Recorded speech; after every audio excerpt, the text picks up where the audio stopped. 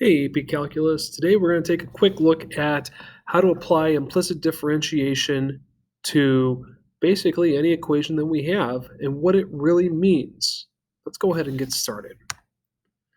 So when we talk about implicit differentiation, we need to have a quick review on what it means to take the derivative of a function, more specifically when we have y defined in terms of something with x. In this case, we use the derivative dy dx. And remember, that means the derivative of a function y with respect to the variable x. Okay, so whatever the input variable is here, that's what that means. Okay, so what is implicit differentiation? It's a form of differentiation that allows us to find the derivatives of equations that fail the vertical line test. Of course, we can use it for anything else, but implicit differentiation allows us to get a better idea of what this means. Okay, so a good example would be this equation here, x squared plus y squared equals r squared, which is the equation of a circle. Or if we're looking at another conic section, x squared minus y squared equals r squared, which is the equation of a hyperbola. Today we're just going to look at a couple of examples with the equation of a circle. So in this case, we're going to take a look at taking the derivative of the equation x squared plus y squared equals 9.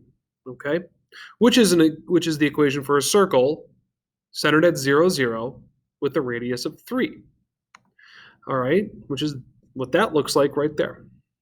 All right, so we want to start by taking the derivative of both sides of the equation. Take the derivative with respect to x of all terms. So we're going to distribute the derivative. Okay, in this case, we're going to take the derivative of x squared, y squared, and 9. Okay, so when we do that, we get this right here. We have to apply the addition and subtraction rule as well as the power rule. When we do that, we get 2x times 2y times dy over dx equals 0. Now this is important because when we take the derivative of y squared with respect to x, we have to apply the power rule and we have to include that little differential dy over dx as part of the resulting derivative. Okay, that's important because it's a non-x term.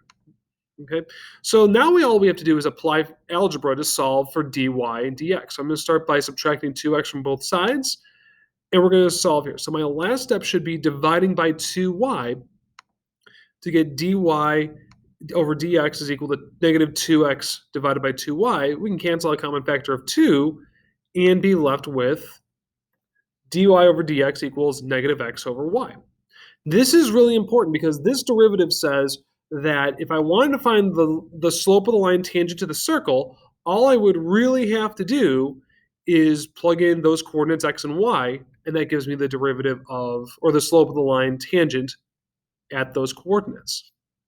So let's see what we can do when we have to find the equation of the line and why we know that this is true. All right, so if we're trying to find the slope of the line tangent to that circle at 3, 0, here's what we have to do.